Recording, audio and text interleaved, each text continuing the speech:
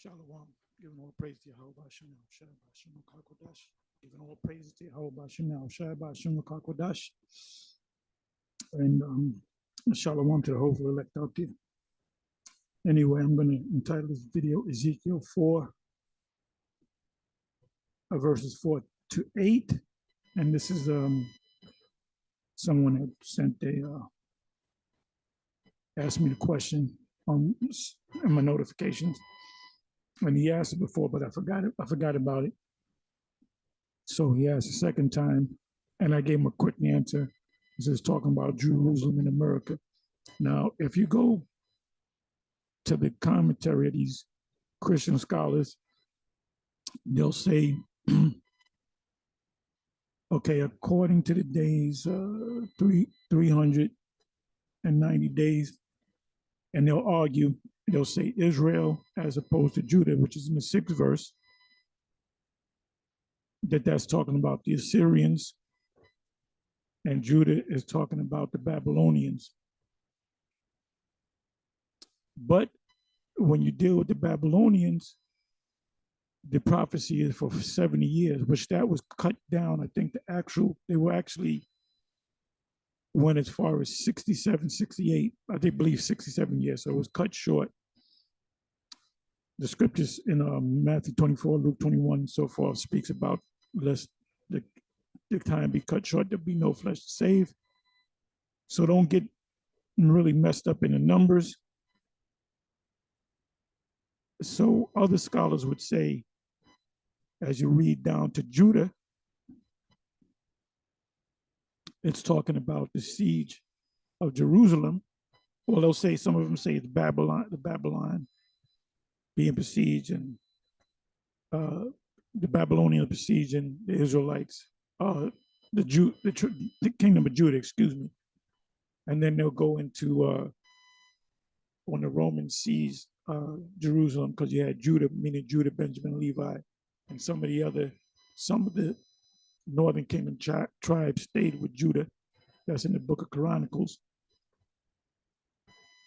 So it says here, therefore, Ezekiel 4, verse 7, therefore thou shalt set thy face toward the siege of Jerusalem. So, matter of fact, you know what? Let me do this.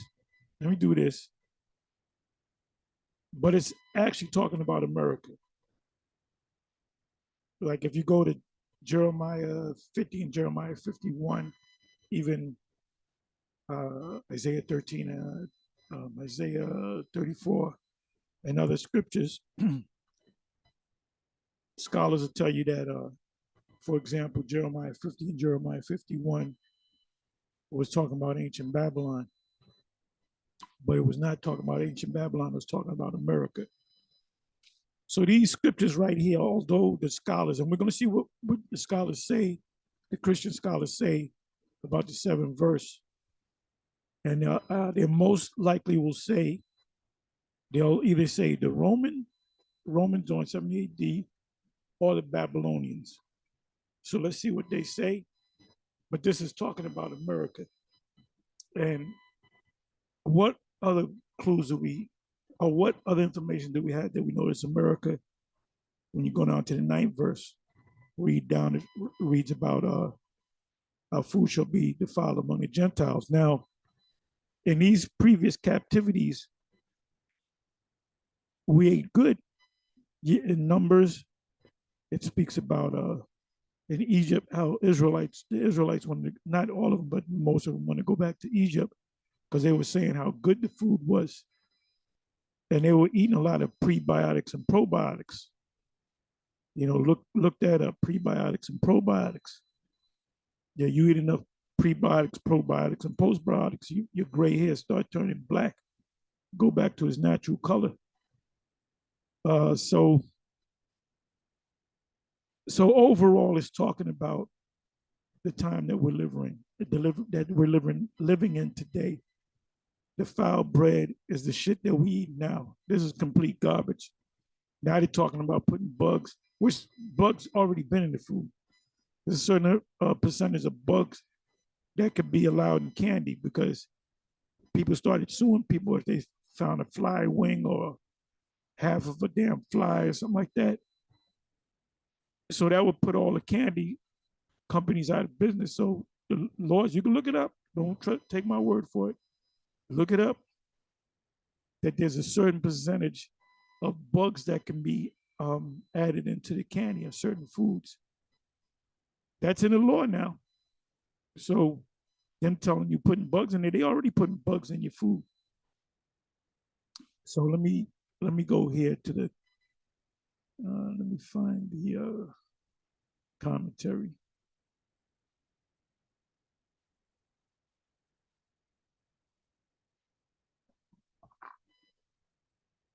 Let me bring this up. I was watching this earlier. Oh, the other day, actually. The other week. It's wow. Yeah, I was watching this the other day. Atlas Shrugged, receipts galore. Let me see. Go to commentary.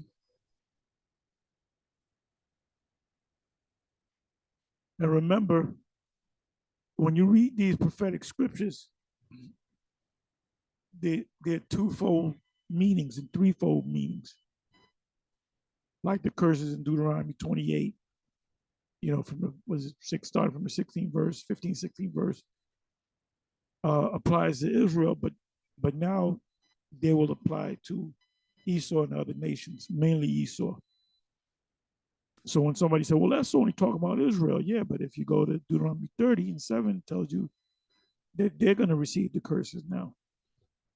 So, and the Most High put this book together because you have to have a spiritual mind to understand it. See, Esau does everything based upon logic. See, folk have to say, oh, well, that doesn't mean that because, you know, you can't, like he'll use Revelation. One part of Revelation talks about a man is an actual man. Then another part is talking about a beast, but it's means something else. You can't do that. But where's that in the scriptures where you can't do that?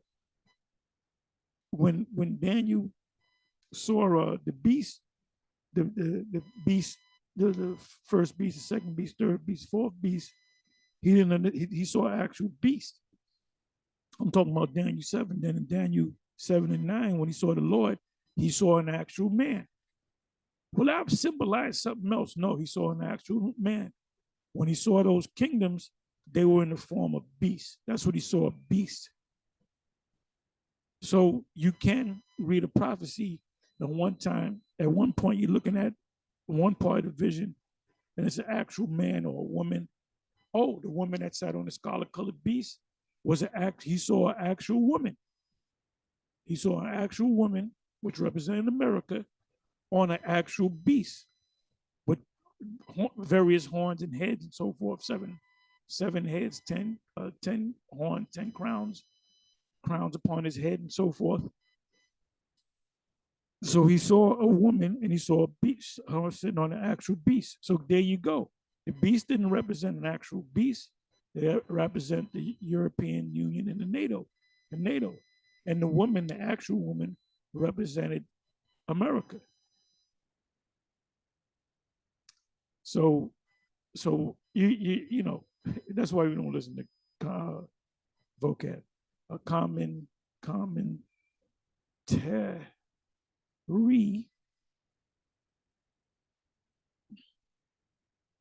Let's see what they say.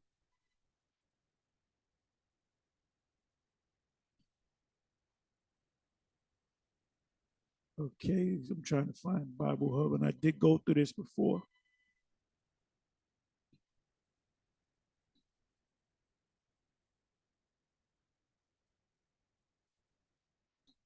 Okay, so let me see here.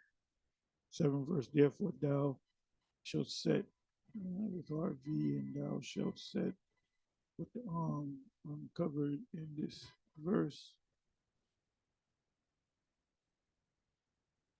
The prophet resumes Ezekiel 4 verse 1 to 3, representing the besiegers. He sets his face toward the siege, passes it steadily and with determination. His arm is bare, the instrument with which he works, unentangled and effective, Isaiah 52:10. And he prophesies against the city to all that none that is done to Jerusalem is but the irresistible word of the Lord. Doesn't say anything. I figured they were going to either say Babylon or Rome.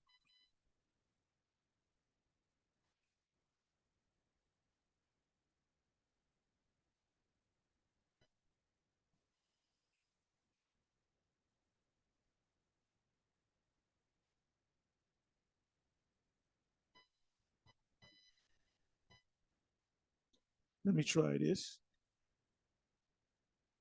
Let me go to Rome.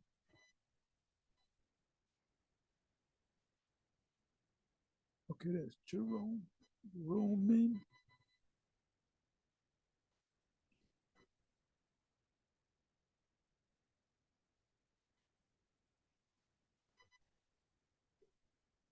Okay, right here.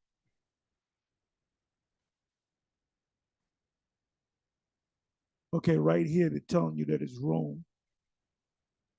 Roman is captor.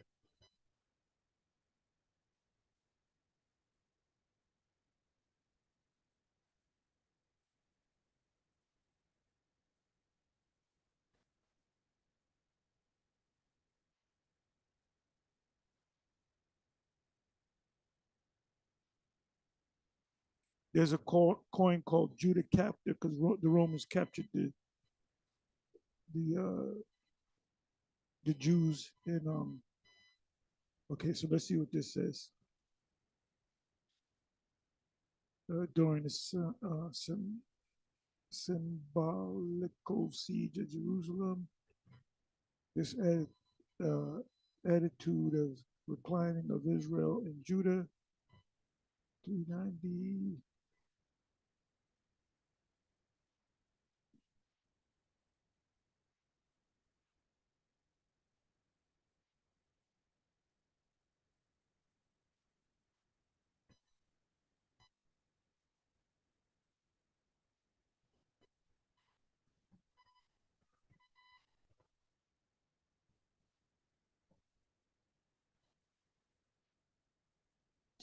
They're not telling you. The only clue we got is right here.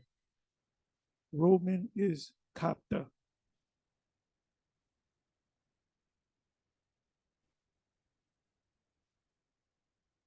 And that's all they're giving you.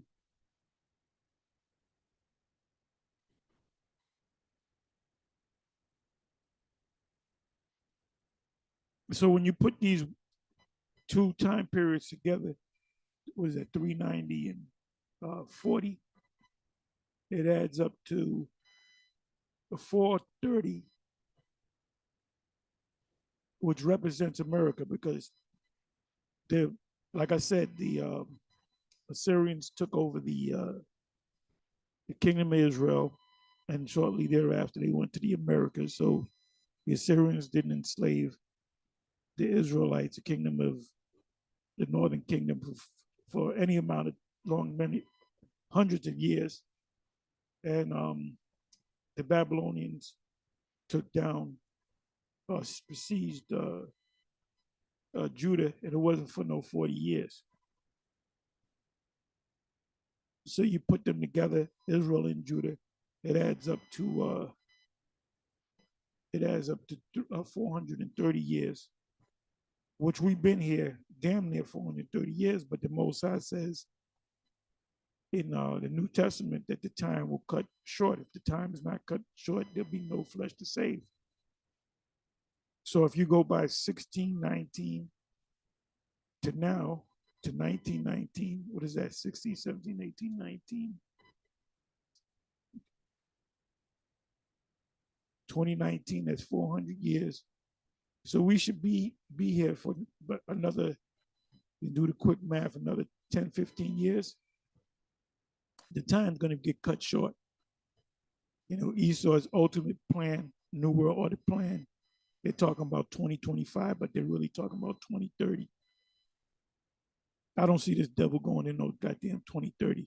That's another 7 years that we're here. Too many things are happening. And the Russians, they done took they took Kiev. Kiev is the capital of the Ukraine. So they defeated the Ukraine. They defeated them. You know, you got a couple of stragglers still fighting, but they got defeated. So what? Keep your eyes on the news. All them hundreds and billions of dollars that was put into that war effort was for nothing. But anyway, that's talking about America. It's talking about, it's alluding to Jerusalem, but it's actually talking about America. That's why I put both names, because like I said, scholars will say that. They're really afraid to say anything. Let me do this. Let me go. Give me a second. Give me a second.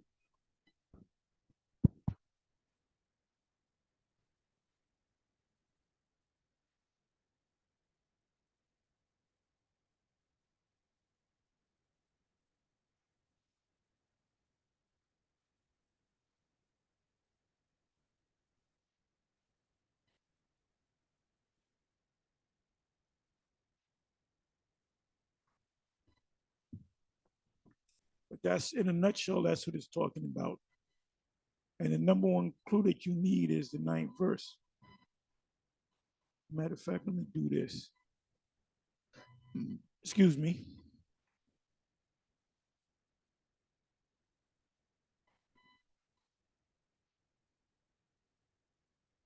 And behold, I will lay upon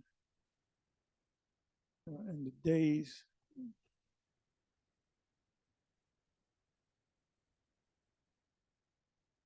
Take thou also the wheat. Make therefore a number of days, 390 days shalt thou eat thereof. In slavery, we eat crap, slop, and now we're eating slop.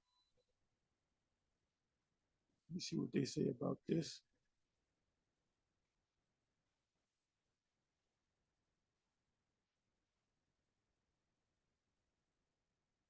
A symbol of scarcity during the siege and population,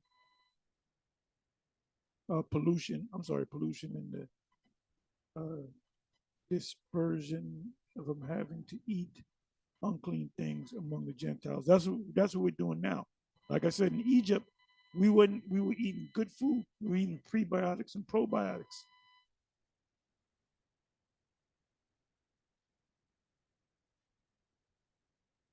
It says we have the hand to the Egyptians and to the Assyrians to be satisfied with bread. Our skin was black like an oven.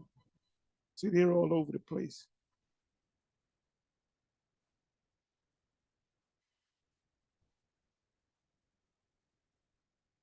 It says the barley, the chief food of the poor.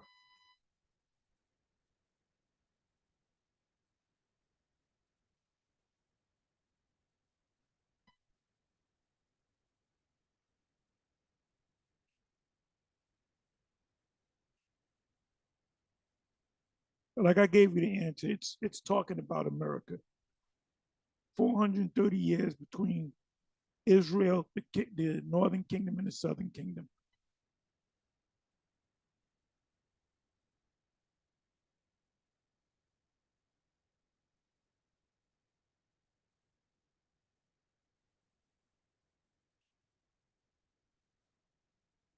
I'm looking for the word defiled.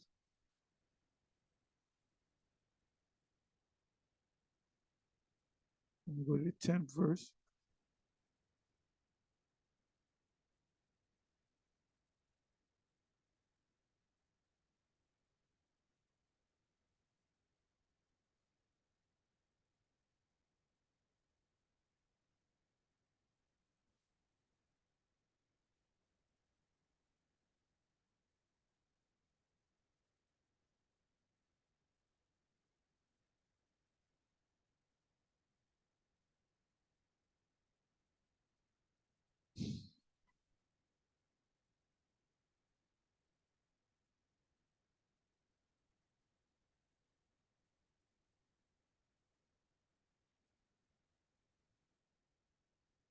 Give me a second here. Let me go back to this.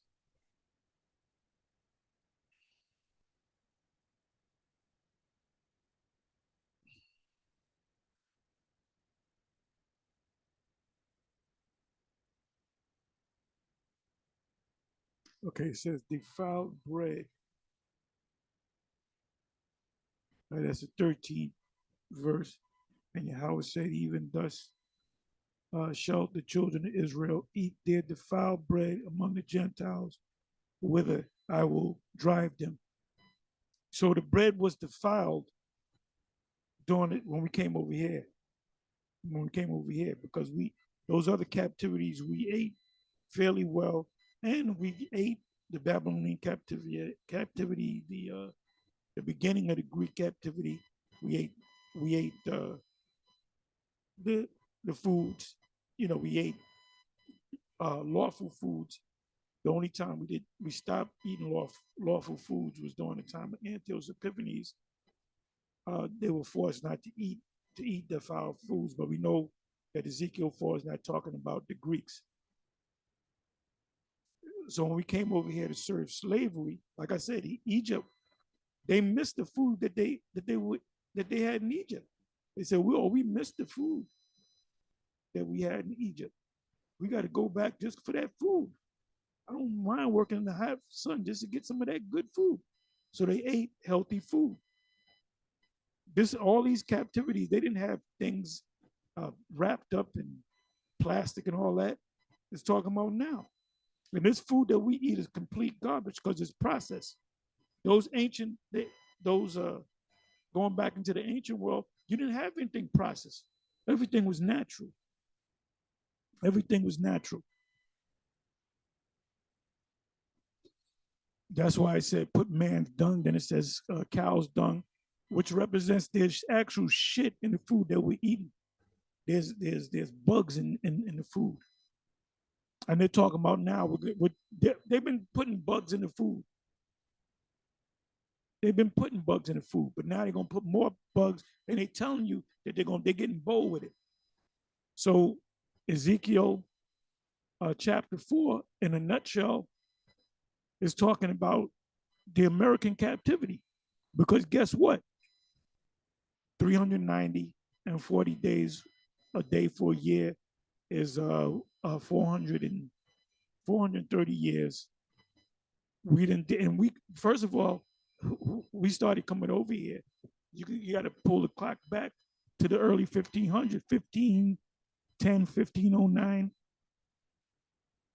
Shortly after, a couple of years after Columbus went to the New World and died, that's when they had the shit. They knew they found a new world. So they knew to come back and forth. So guess what?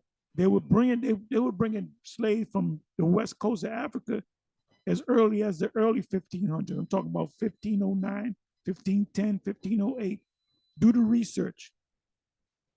Okay, do the research. So if you want to do that, then we've been here for over 430. But you always go to the bulk of the slaves, which is 19, which is off. So technically, if you're going by 1619 and you go 430 years in the future, 1619, 1719, 1819, 1919, 2019. 2019, that's 400 years. So we're talking about we're talking about 26 years, something like that. 26 years. We got to still be here. 25 years, 20 plus years. That's what it's talking about in a nutshell.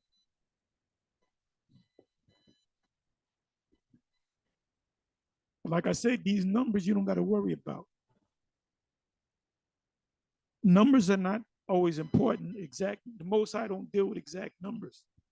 I'll give you the proof on that. The Most High said, it says, your life on the earth is 10, and with strength 80, meaning 3 score and 10 is 70. And with strength, 4 score, which is 80.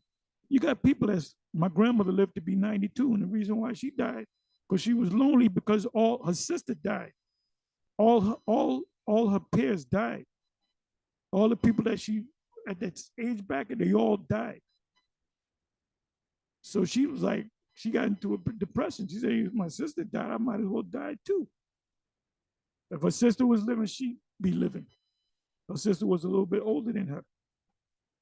And my friends, my childhood friends, all my close childhood friends, they all died. They all died under 60, about 50, some of them 50s, one of them 50s, another one in the 40s, and another one just died 2 years ago because of the juicy juice. And he said that. He said, I should never took the juicy juice. I feel like I'm going to drop dead. A week and a half later, he dropped dead. Took all the juicy juice applications, you know, but I didn't see him. I run into him every once in a while. So the Most High set it up where I ran into him, and that was the last time that I saw him. And he had to be 60, 61 maybe. So I had friends, but my 3 closest friends, they dead. They dead. And they all died less than 70 years. They didn't even make it to their 70s. So, you know, don't get caught up with exact numbers all the time. Sometimes the scriptures go into exact numbers, but, you know, you will see, you guys said the year 2000. See, you guys are false prophets. Well, guess what? Then that means the Most High is a false God. Because he said the oldest you can live is 80 years old. People living to be 100. All right? Anyway, with that, I'm going to say shalom.